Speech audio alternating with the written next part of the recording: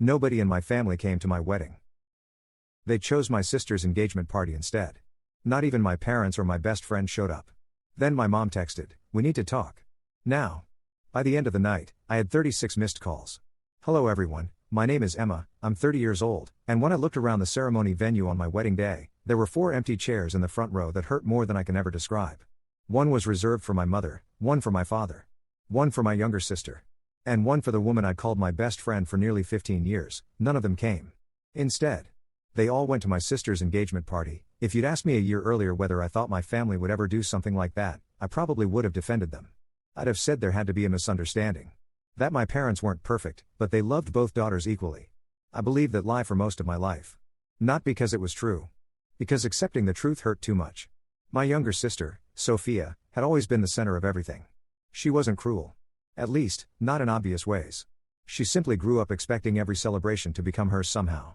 If I won an academic award, Mom would somehow mention that Sophia had been so supportive.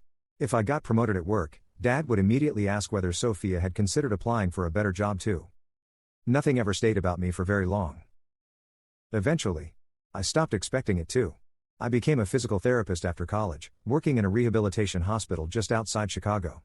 I loved helping people regain things they thought they'd lost forever. Watching someone take their first steps after a serious injury reminded me every day why I'd chosen that profession. The work was exhausting, but meaningful. Sophia had a completely different personality. She loved attention. She became an event planner and was genuinely good at it. People liked her. She knew exactly what to say, exactly how to make someone feel important. The problem was, she also knew how to make every room revolve around her. My parents adored that about her. "She's got such a bright personality," Mom would always say. When I preferred quiet evenings over crowded parties, Dad joked that I needed to learn from my sister.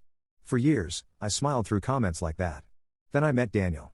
He was a high school history teacher with the calmest voice I'd ever heard. We met after I accidentally bumped into him at a neighborhood farmer's market and knocked an entire basket of peaches onto the ground. I apologized at least 10 times. He laughed. "I think the peaches survived." I laughed too. Full video already uploaded on our channel.